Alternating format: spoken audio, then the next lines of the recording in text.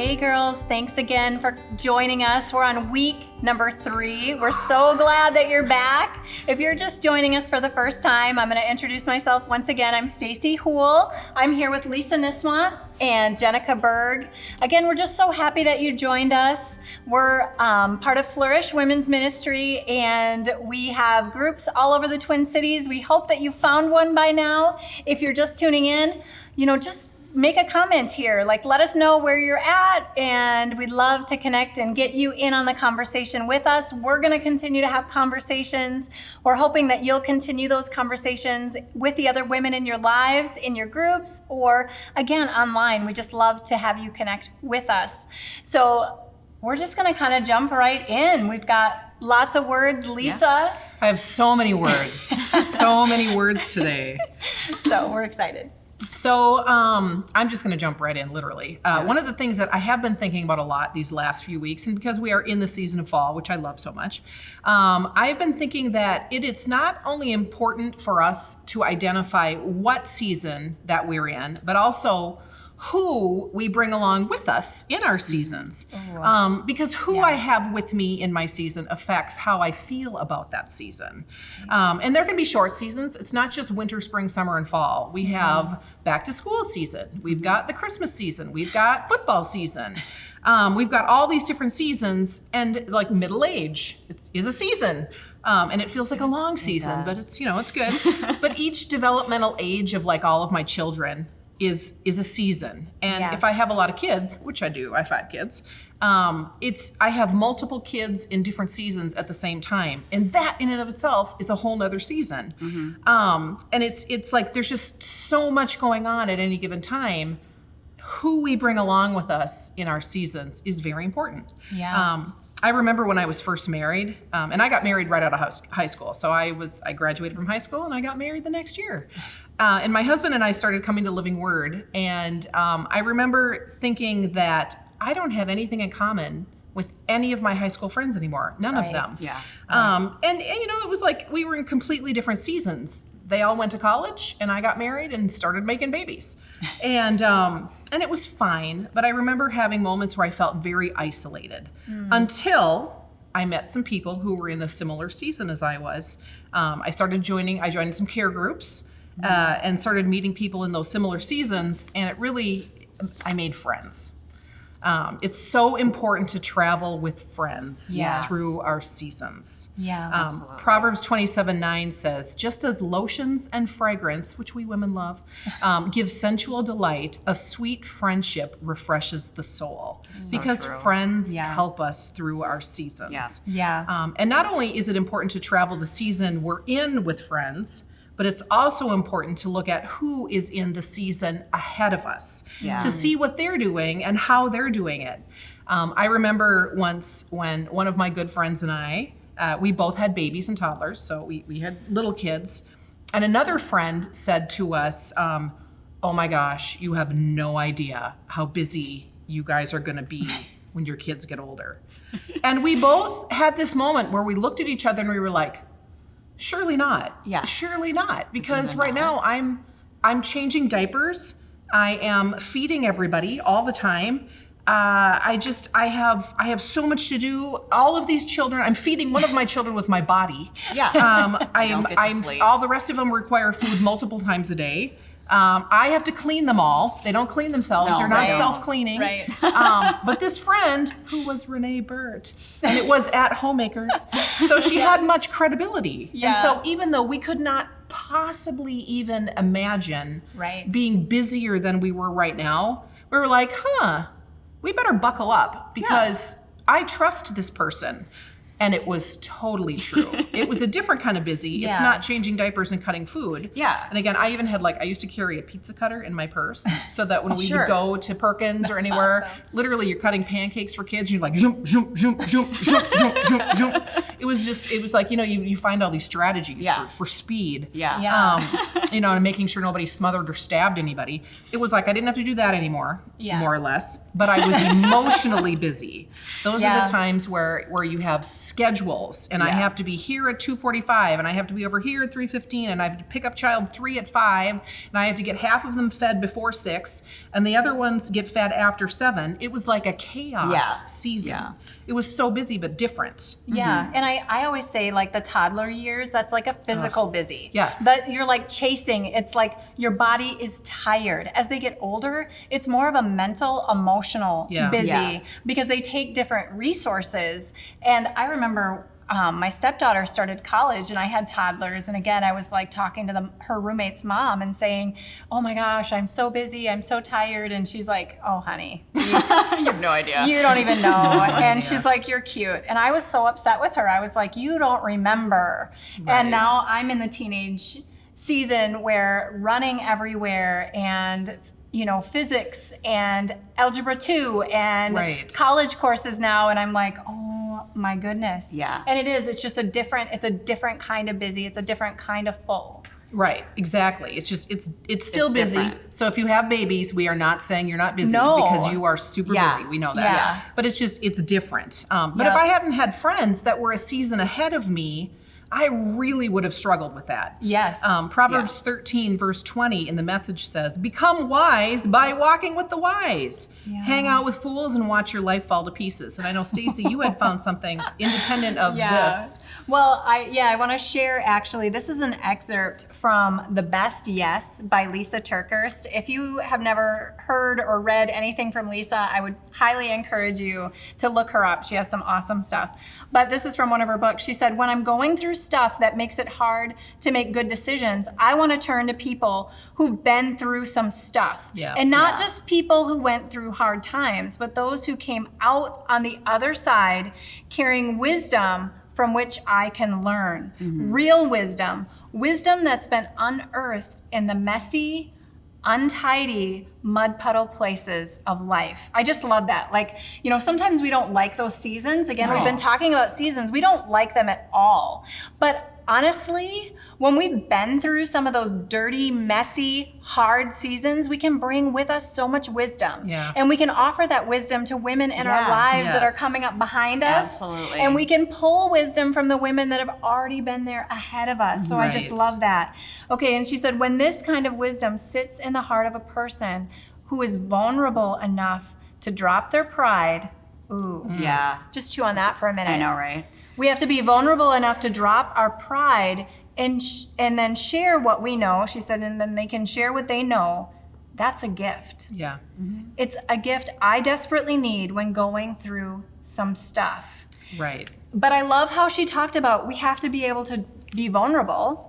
Ooh, Yeah. that's going to be a message for another day. Right. Yeah. But we have to be vulnerable enough to drop our pride and share what we know. Share what we know from those hard seasons. Share what we know as we're walking up this mountain. Right. Well, it's the spiral. It's Yeah. exactly Talked that. about It's last week. just the relationships spiral Yeah. now. Yep. And being willing to say, okay, I was in that situation and this is what I did wrong. Right. Right. And this is what I wish I would have done differently. This is how I wish I would have handled it. Yeah. Which is a hard thing to do. And Like, if you know the answer, help your sister out. Yeah, help her out. please. I remember a friend at Girls of Grace. I don't even know what to call it anymore. Flourish, Girls of Grace, Homemakers.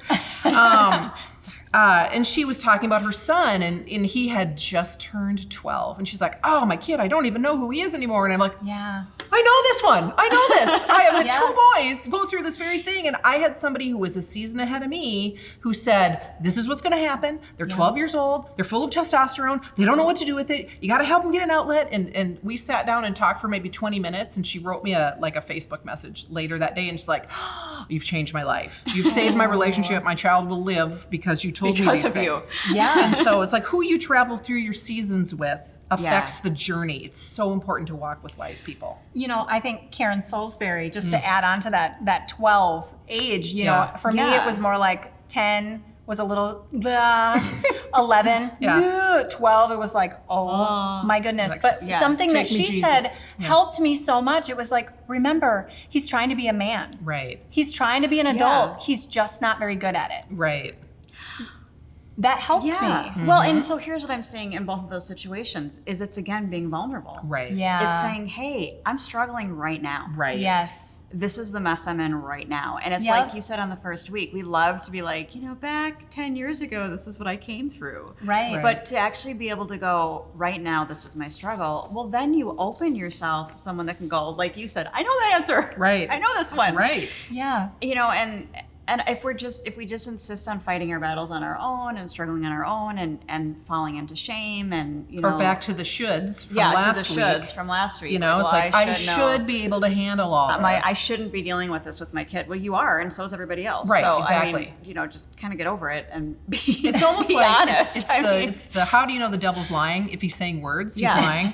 It's like if you ever think you're alone, you're not. You're the never very fact alone. that if you Right. think you're alone in something, I guarantee you there is nothing that you are experiencing that you're alone with. It Right. is All so experienced true. those That is things. so True. true. And that is the lie. Yeah, It right. You are is. the only one that's ever dealing with this. Why can't you handle this? Right. And oh my gosh, it's just not true. It's not That's true. right.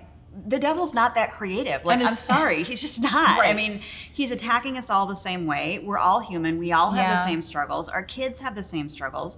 They're Right. going through the same developmental Right. stages. Like, it's not that different. Right. Right.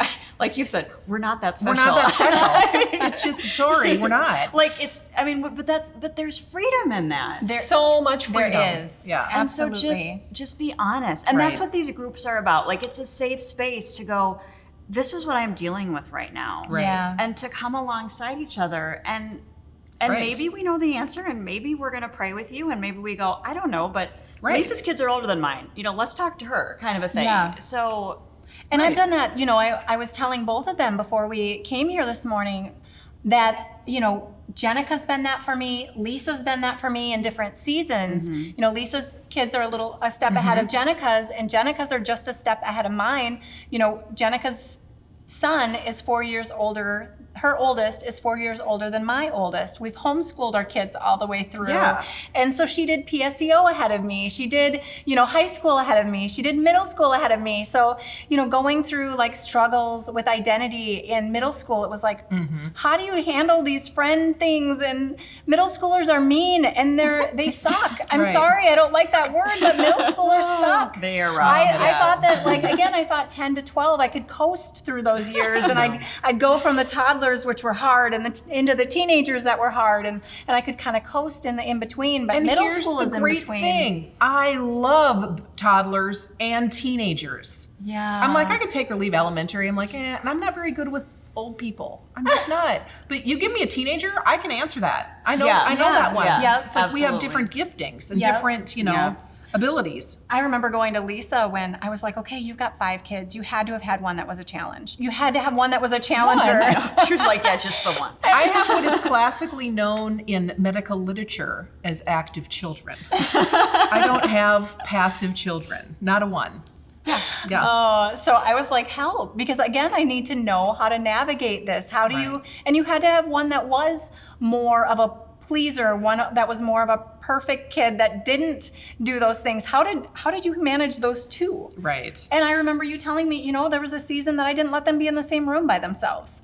And I don't know Yeah. if you remember telling me that, but Yeah. it was like, yeah, you two, unless there's other people to kind of break up that dynamic a little bit. And I was like, wow, again, somebody else that's walked through some of those challenging situations, you can walk alongside of them. And again, I've had this motto, this mantra, I don't know, like, we're better together. Yeah. We're kind of coming out of this season of isolation. Right. Really there's been a spiritual attack on community. Yes. There's been a spiritual attack on fellowship. If you haven't seen that in your own life, I promise you, that's what we've been facing. Yeah. Yeah. And so, some of us are kind of having to learn how to do community again. Right. We're having to learn how to do relationships again.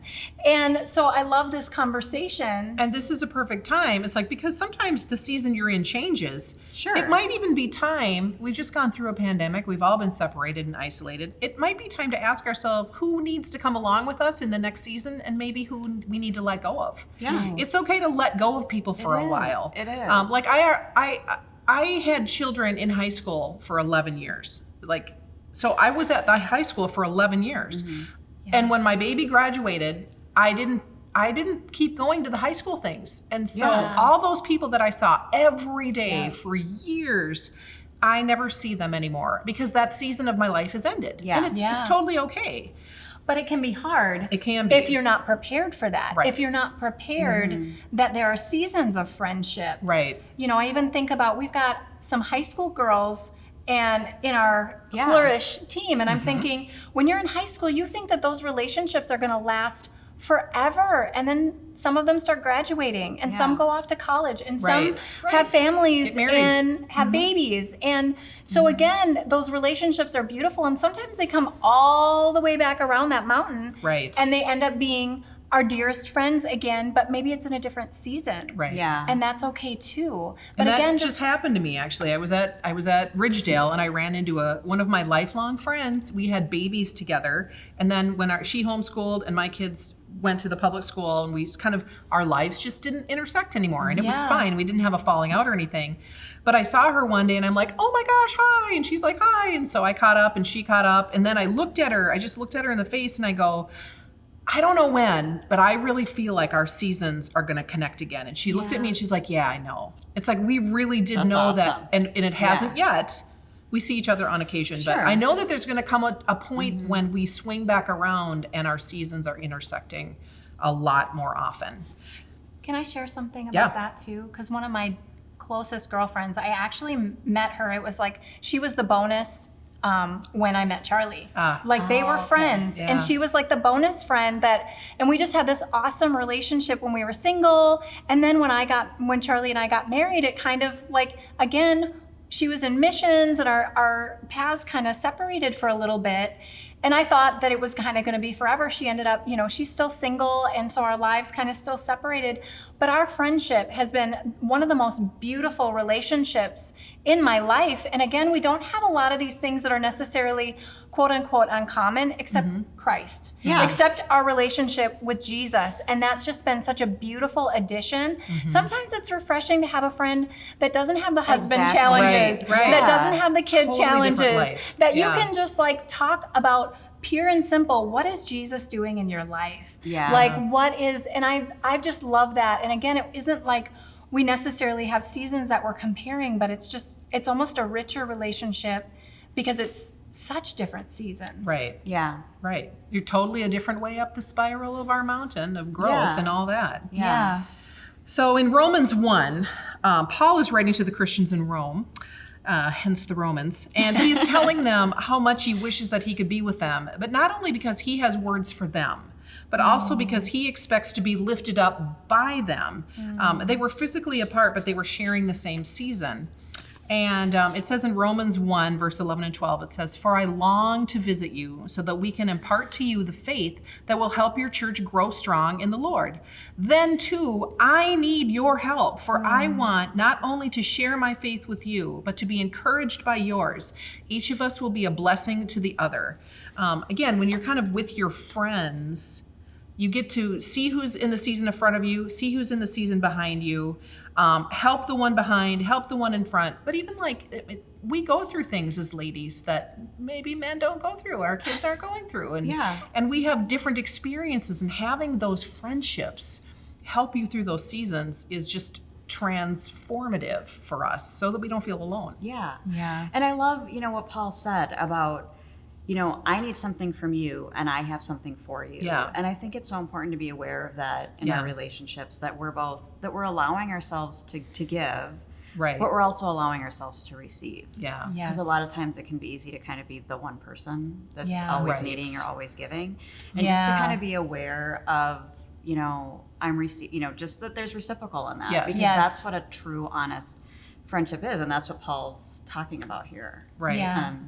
And I really think, again, that comes back to being a vulnerability. Yeah. Yeah. Being vulnerable, being honest in a relationship, and being honest with what you need and honest with what you can give. Right. Last week we talked about being aware of what I am and what I'm not. Yeah. And in friendship too, being aware of, because when you have toddlers, you may not have as much to give because you're physically Exhausted. exhausted. Yeah. Right. And so knowing that again, you might not be the one running around making meals. You might not be Right. the one showing up. You might be the one receiving more of those things. And again, just being vulnerable. Like, this is what I need in this season. Being honest with yourself. Right. And being willing to receive from someone else. Right. If you are somebody that's a little further up the mountain, Yeah. again, realizing, Share the love. wait, but I have needs still Yes, too. absolutely. Right. Because then Yeah. again, you're walking through things like taking care of your parents or having Right. lost your Yes. parents Exactly. or, Yeah. there are so many different seasons and we still need each other. Right. Again, I just have a lot of girlfriends that are a little further up the mountain that are walking through that same season of moving parents into care facilities, Right. of, Yeah. just different seasons. And I just want to say that I don't think we ever graduate No. from needing each No. other. Right. I think that we always need each other. We're better together no matter what the enemy wants to do to distract us or to get us Yeah. busy or Right. isolated. We It's still like, need each when other. we have support and we give support in our seasons, we all benefit and grow. Absolutely. Absolutely. Yeah. Well, thank you again. Again, remember, continue this conversation. Comment on the side. Who are some of the girls that you pull in, that you need in this season? Who is the friend that you turn to at 3 a.m. when it feels like you're stuck in the mud and you can't get through a season or a moment or, we love you. Yeah, we do. Yep. Thank you for letting us speak into your lives. Thank you for letting us be a part of your journey. We love you so much. Have a wonderful week. See you next time. Bye. Bye.